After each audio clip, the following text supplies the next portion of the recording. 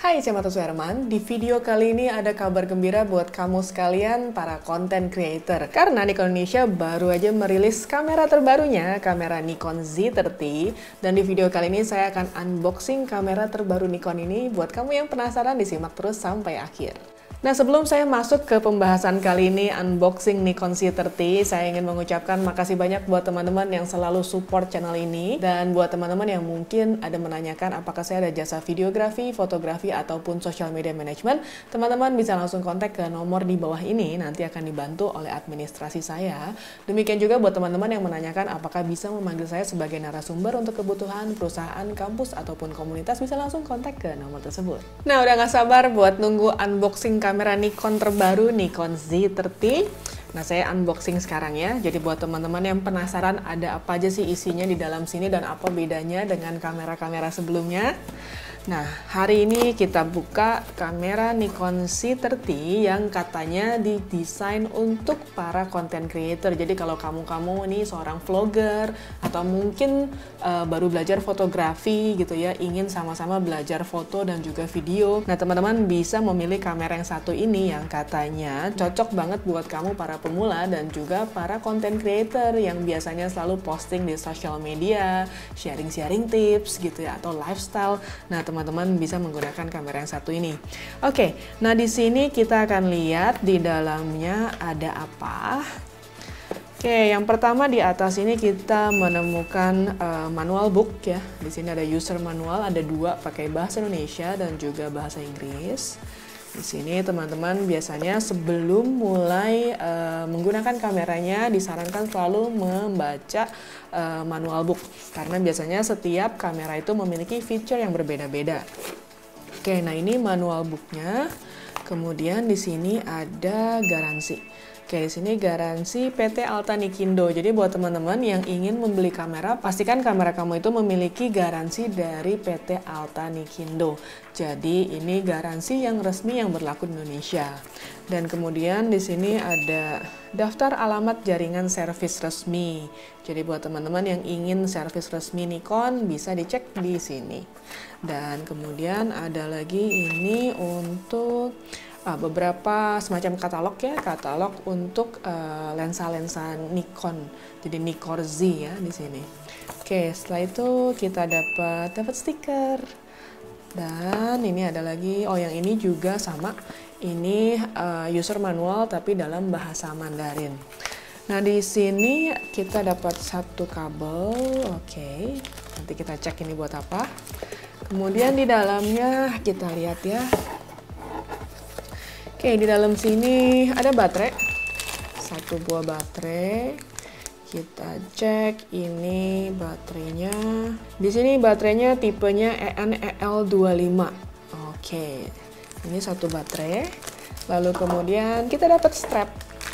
Nah, kamera strap khusus untuk Nikon Z. Oke, setelah itu kita lihat lagi.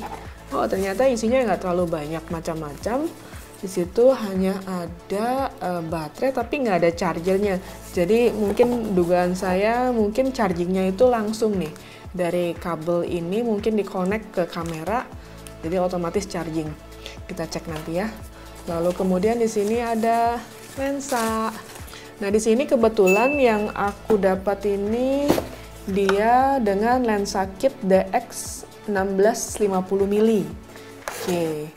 Nah, ini udah include lensa kit. Jadi di sini kit f-nya f3,5 sampai 6,3. Oke, ini ya zoom lens. Setelah itu kita cek bodinya sekarang. Jadi buat teman-teman yang penasaran kayak gimana sih bodinya. Nah, ini dia bodi kamera Nikon Z30. Kita geser dulu ya. Oke, ini dia isi-isinya. Nah, kameranya yang satu ini kamera Nikon Z30. Kita coba masukin baterainya. Oke, katanya kamera ini paling cocok untuk teman-teman misalkan bikin konten ya, buat ngevlog gitu. Karena dia juga memiliki monitor yang bisa ditilt. Jadi kalau kamu mau ngevlog, kamu bisa langsung pegang satu tangan, lalu kemudian teman-teman bisa langsung ngelihat previewnya. Kita coba. pasang sekarang lensanya. Oke, ini lensanya. Bentar, kita ganti dulu. Nah, ini dia. Oke, seperti biasa kalau di Nikon Z series, kalau pertama kali baru pasang lensa, teman-teman jangan kaget di sini ada tiba-tiba nggak muncul gambarnya karena biasanya dia nge-lock dulu. Jadi teman-teman harus putar sekali sampai dia nggak nge-lock lagi. Nah, ini sudah muncul tampilannya.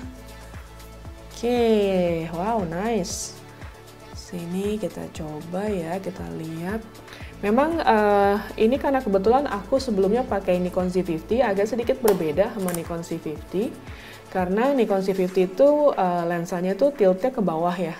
Sedangkan kalau Nikon Z30 dia ngelipetnya itu ke samping gitu. Nah, lipat samping lalu kemudian bisa diputar juga. Dan bisa dibalikin juga kalau teman-teman ingin disimpan supaya misalkan nggak gampang lecet atau apa. Jadi ini bisa diputar dibalik ya. Jadi Nikon Z30 ini dia spesifikasinya memiliki sensor APS-C ya, dia belum full frame, kemudian dia memiliki 20 megapiksel. Nah, kamera Nikon Z30 ini juga dia memiliki BSI CMOS sensor, dan kemudian dia juga tidak ada AA filternya.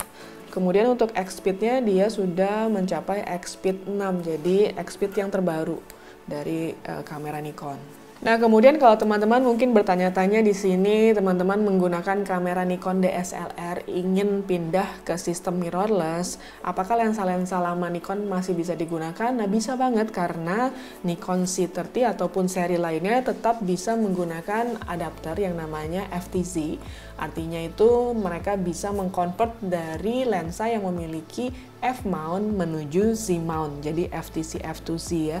Karena mounting dari body kamera Z itu mereka memiliki diameter yang lebih besar dibandingkan dengan DSLR, di mana DSLR itu sekitar 44 mm, sedangkan Z series itu memiliki 55 mm. Nah, sebelum saya masuk ke spesifikasi yang lebih dalam lagi, kita akan coba bahas dari tampilan fisiknya dulu nih.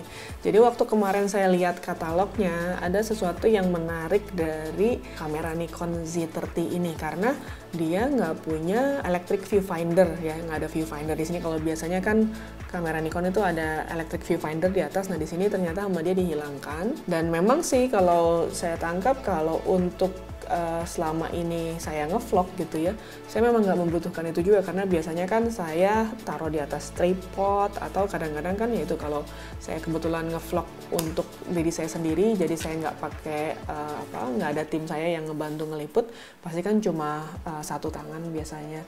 Dan ini penting banget untuk kamera size segini, ngevlog itu enak banget karena ringan ya. Aku kebetulan kayak sekarang nih yang dipakai di kamera ini, di video kali ini, aku pakai kamera Nikon Z7 Mark II, which is badannya lebih besar dibandingkan dengan Nikon Z50 ataupun Z30. Lumayan berasa ketika kita melakukan recording sendiri gitu ya, dan satu tangan ketika bodi kamera itu besar, itu nggak nyaman banget pada saat dibawa jalan-jalan. Tapi untuk ukuran sebesar ini nyaman banget menurutku. Dan di sini yang agak sedikit berbeda dari sisi gripnya ya. Memang grip Nikon nih selalu beda dibandingkan dengan aku lihat dari brand lain gitu ya. Gripnya Nikon itu khas banget dan dia nyaman banget untuk dipegang. Jadi biasanya kan kalau gripnya terlalu kecil nggak enak juga karena gampang slip juga ya gitu ya. Dan juga di sini kayak Nikon CFC itu bisa dibilang nggak ada gripnya, agak sedikit sulit kalau buat saya sih. Saya lebih prefer yang ada gripnya besar seperti ini. Nikon CFC itu harus memiliki aksesoris tambahan supaya bisa ada hand grip yang lebih enak. Nikon CFC itu disarankan untuk membeli aksesoris tambahan untuk menambah gripnya. Sedangkan kalau Z50 dan Z30 itu biasanya tampil dengan hand grip seperti ini. Jadi itu beda-beda stylenya sih, karena kalau CFC kalau aku lihat gaya retro itu kan jarang pakai hand grip kayak gini gitu ya. Kalau aku kebetulan aku sukanya lebih ke fungsi ya. Lalu kemudian di atas ini kita bisa taruh untuk kebutuhan flash ataupun untuk taruh mikrofon gitu ya. Jadi kalau teman-teman mungkin ingin live atau misalkan ingin recording, biasanya kan kita membutuhkan mikrofon eksternal tambahan yang biasa ditaruh di bagian atas. Di sebelah atas ini ada satu besi, dua besi di sini, ini bisa untuk strap. Setelah itu di dalamnya kurang lebih menunya hampir mirip-mirip. Di sebelah kiri di sini tombol atas ada untuk mikrofon, HDMI, dan juga USB ini untuk charging. Jadi tadi yang saya bilang kok kayaknya ini nggak ada baterai chargingnya, ternyata kayaknya kabel yang satu ini adalah kabel yang digunakan untuk langsung ngecas ya. Jadi teman-teman bisa langsung connect. Nah, kabelnya itu dari USB. Nah, di sini langsung di-connect ke sini, lalu disambungkan ke komputer kamu, ataupun kalau teman-teman punya kepalanya, portnya itu untuk charging langsung ke listrik bisa juga. Jadi ini praktis banget ya, nggak usah pakai charger lagi yang biasanya lumayan bulky, yang lumayan besar. Ini langsung dicolok aja dan dia akan otomatis charging. Nah, kemudian Nikon Z30 ini adalah kamera mirrorless bersensor APS-C, di mana didesain khusus untuk para vlogger dan juga content creator. Nah, di sini memang dibandingkan dengan kamera Nikon mirrorless tipe DX lainnya, ini memang menunya lebih sedikit ya, dibandingkan dengan C50 gitu ya, lebih banyak menunya, tapi Z30 ini lebih sedikit. Dan kemudian Nikon Z30 ini memiliki 21 megapiksel CMOS sensor, kemudian dia juga mampu untuk merekam video 4K, kemudian dia juga bisa 1080 up to 120 frame per second untuk slow-mo-nya. Dan kamera Nikon Z30 ini mampu untuk merekam sampai 2 jam kalau teman-teman colok dengan USB power. Dan kemudian monitornya itu dia bisa diputar ya, tilting, dimana dia juga memiliki 1,04 million dot dan juga touchscreen. Dan kemudian Nikon Z30 ini memiliki beragam autofocus. Di sini autofokusnya dia bisa mendetek secara contrast detect, face detect, kemudian bisa juga dengan multi area. Dia bisa juga kamu pilih untuk bagian senternya aja atau selective single point. Kemudian kamera Nikon Z30 ini juga bisa tracking dan juga single autofocus, continuous autofocus, dan juga bisa langsung di touchscreen, atau juga yang biasa paling penting adalah untuk face detection dan juga live view. Nah, kemudian mungkin teman-teman di sini ada yang menanyakan bagaimana dengan memory card-nya. Di sini dia cuma ada single memory card, dan kebetulan kalau aku lihat dia pakai SD card. Letaknya itu ada di dekat baterainya. Kita coba ya. Ini aku pakai SD card aku yang 8 GB. Nah, dia dimasukkan ke bawah sini. Oke, nah ini single aja kebetulan. Dan kemudian kalau kita coba, aku kebetulan punya satu mikrofon kecil yang biasa aku pakai untuk ngevlog nih, yang satu ini. Nah, ini kita coba pasang di sini. Lalu kemudian kita coba colok untuk ke bagian mikrofonnya. Oke, kita coba ya. Nah, biasanya ini penting juga untuk pemilihan mikrofon, karena kebetulan aku kemarin sempat nyoba-nyoba juga. Mikrofon yang seperti ini sebenarnya mikrofon yang sangat cocok buat teman-teman untuk melakukan vlogging yang dilakukan sendiri gitu ya. Jadi misalkan teman-teman ngevlog pakai satu tangan kayak gini. Nah, ini akan lebih gampang karena biasanya dia akan suaranya itu jaraknya nggak terlalu jauh, jadi tetap bisa terekam secara bulat. Tapi kalau kayak sekarang saya dengan kamera saya yang di depan ini, saya pakai satu clip on. Jadi kalau teman-teman lihat di sini, ini ada clip onnya supaya suaranya lebih baik gitu. Jadi itu juga punya pengaruh antara focal length kamera yang kamu gunakan. Karena kemarin-kemarin ketika saya coba switching ke Nikon Z7 itu jaraknya kan sedikit lebih jauh untuk secara focal length-nya nih. Nah, jarak yang lebih jauh itu otomatis dia akan merekam suara yang lebih banyak, jadi kayak ambience-nya itu kerekam di sana. Tapi dengan jarak segini, jarak tangan kita panjang segini dan focal length yang sangat pas seperti ini, biasanya audio kita masih terekam secara bulat, jadi masih bagus dan jernih. Oke, sekarang kita mau coba. Kita coba langsung, karena aku belum nyoba sama sekali. Ini aku udah masukin memori. Kita set di sini. Kita biasa aku kalau ngevlog aku pakai shutter speednya itu di 1/60 detik. Kemudian saya pakai f3,5 dan untuk ISO-nya saya menggunakan auto. Kemudian kita coba ya. Di sini kita coba. Tombolnya di sini cukup menarik karena tombolnya sedikit berbeda dengan kamera-kamera sebelumnya. Dia lebih besar dan lebih gampang untuk ditekan dan posisinya pas banget di telunjuk kita ya. Jadi ini lumayan membantu banget sih ketika kita ngelakuin vlogging, itu penting banget buat pencet tombol yang benar. Kita coba ya. Oke, nah ini aku coba nyalain. Ini menarik sih, karena dia ternyata aku nggak set apa-apa, ini aku belum setting apapun, dia udah langsung eye detect. Jadi ketika ngelihat wajahku, dia langsung nyari mata kiri, mata kanan. Dan ketika nengok yang udah sedikit profiling banget ya, nyamping, dia ngedetect bagian wajah secara full. Jadi kotaknya itu langsung ngecek bagian menjadi besar ya, areanya jadi face detection bukan eye detection lagi. Dan ini nempel. Maksudnya dia walaupun aku turun naikkan, dia tetap attach. Jadi ini penting banget, apalagi kalau kamu menggunakan f3.8 kayak gini yang biasanya suka agak kabur-kaburan. Ini dia nempel loh, walaupun aku naik turunin, dia tetap ngikut. Interesting. Ini interesting. Jadi biasanya aku jujur pernah punya pengalaman sekali waktu itu ngevlog di Singapura, kalau nggak salah di videoku yang mungkin teman-teman pernah nonton, di video di bawah ini ada. Jadi di situ saya sempat ada berapa kali shoot itu meleset. Jadi dia jatuhnya nggak persis di bagian muka aku, jatuhnya di bagian belakang. Jadi kayak ya footage-nya hilang deh karena misfokus gitu. Dan itu penting banget, dan ini udah jauh lebih kenceng dibandingkan kamera Nikon Z50 saya yang kemarin gitu. Firmware-nya juga mungkin udah lebih canggih sekarang. Dan kemarin waktu saya nyoba di Singapura itu masih firmware yang awal-awal banget ketika Nikon Z50 baru rilis. Jadi ini penting banget, benar-benar penting buat kamu para vlogger dan juga content creator.